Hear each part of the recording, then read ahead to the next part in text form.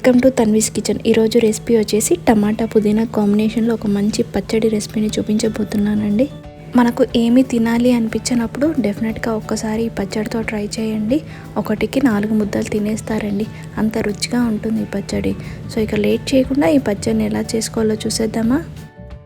ముందుగా స్టవ్ వెలిగించి స్టవ్ మీద ఒక ప్యాన్ పెట్టుకొని అందులో 1 టీ స్పూన్ ఆయిల్ని వేసుకోవాలి. ఈ పచ్చడి పల్లీలతో అయినా చేసుకోవచ్చు, నువ్వులతో అయినా చేసుకోవచ్చు అండి. నేను ఇక్కడ పల్లీలను యూస్ చేస్తున్నాను. ఇందులో 1/2 కప్పు పల్లీలను వేసుకోవాలి. తర్వాత 1/2 టీ స్పూన్ జీలకర్రను, అలాగే కారానికి తగ్గట్టుగా పచ్చిమిర్చిని కూడా యాడ్ చేసుకొని వీటన్నిటిని మంచిగా ఫ్రై చేసుకోవాలి. ఇందులో పచ్చిమిర్చికి బదులు కారం పొడినైనా యూస్ చేయొచ్చండి, టేస్ట్ కూడా బాగుంటుంది. తర్వాత ఇందులో క్రష్ చేసుకున్న 4-5 వెల్లుల్లి రెబ్బలను కూడా వేసుకొని మళ్ళీ ఒకసారి వీటన్నిటిని ఫ్రై చేసుకోవాలి.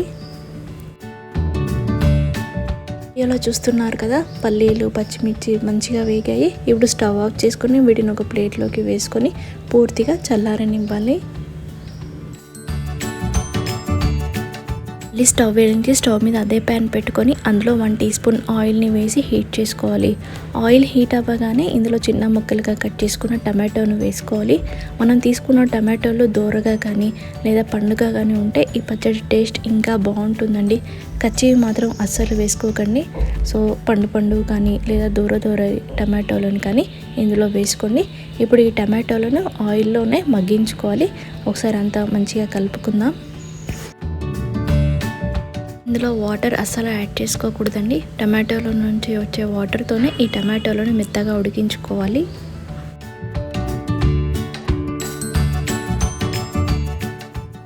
టమాటోలు కొద్దిగా మగ్గిన తర్వాత ఇందులో 1/2 టీ స్పూన్ పసుపును యాడ్ చేసుకోవాలి. మనం ఇందులో పచ్చిమిర్చికి బదులు కారం పొడిని కూడా యాడ్ చేయొచ్చు అని చెప్పాను కదా. కారం పొడిని యాడ్ చేసే వాళ్ళు ఉంటే ఈ టైంలో కారం పొడిని యాడ్ చేసుకోవాలి. పసుపు వేసాం కదా, పసుపు టమాటోలకి బాగా పట్టేటట్టు అంతా బాగా మిక్స్ చేసుకొని మరి కాసేపు ఈ టమాటోలను మగ్గించుకుందాం.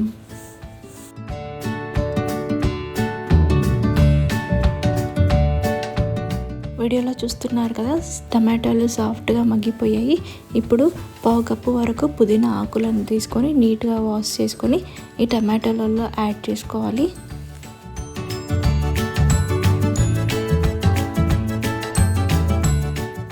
పుదీనా ఆకులు వేసాక మళ్ళీ అంతా బాగా ఒకసారి మిక్స్ చేసుకోవాలి.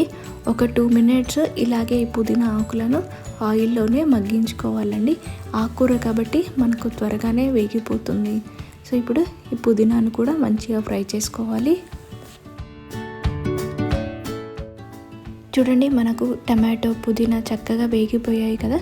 ఇప్పుడు ఇందులో కాడలతో సహా కొత్తిమీరను కూడా వేసుకొని ఒకసారి అంతా బాగా కలుపుకొని స్టవ్ ఆఫ్ చేసుకోవాలి.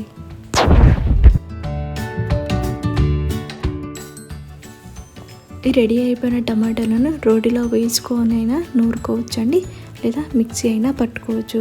కాకపోతే ముందుగా ఈ టమాటోలు పూర్తిగా చల్లగా అవ్వాలండి. ఈలోపు మనం ముందుగా పల్లీలను పచ్చిమిర్చిని వేయించి పెట్టుకున్నాం కదా, వాటిని ఒక మిక్సీ జార్లో వేసేసుకుందాం.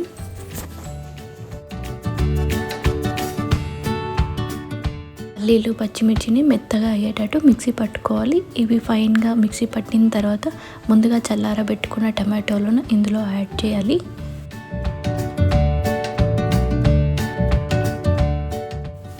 టమాటోలు అన్నీ వేసాక మళ్ళీ మిక్సీ జారు మూత పెట్టేసి వీటన్నిటిని ఫైన్గా మిక్సీ పట్టుకోవాలి.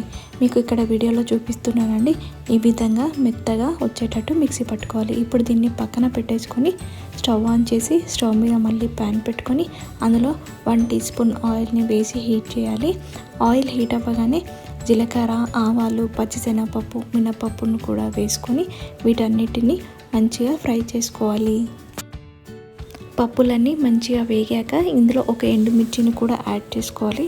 ఇప్పుడు స్టవ్ ఆఫ్ చేసుకుందాం. మనము ఒక సర్వింగ్ బౌల్ తీసుకొని అందులోకి మనం ముందుగా మిక్సీ పట్టి పెట్టుకున్న పచ్చడిని ఇందులో వేసేసుకుందాం.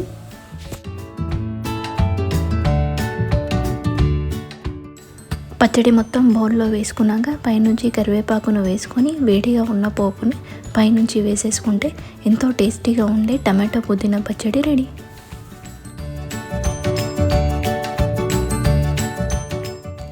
చూసారు కదా టమాటో పుదీనా పచ్చడిని ఎంత సింపుల్గా ఈజీగా చేసేసుకోవచ్చో. అంతేకాదు అండి, ఈ పచ్చడి తినటం వల్ల ఆకలి కూడా బాగా పెరుగుతుంది. ఈ పచ్చడి ఎందులోకైనా బాగుంటుందండి. రైస్, చపాతీ, ఇడ్లీ, దోశ, వడ ఎందులోకైనా బాగుంటుంది. సో డెఫినెట్గా మీరు ట్రై చేసి మీకు ఎలా వచ్చిందో కమెంట్ చేయండి. అంతేకాదు మీకు ఈ వీడియో నచ్చినట్లయితే please subscribe to my channel. Like చేయండి, షేర్ చేయండి.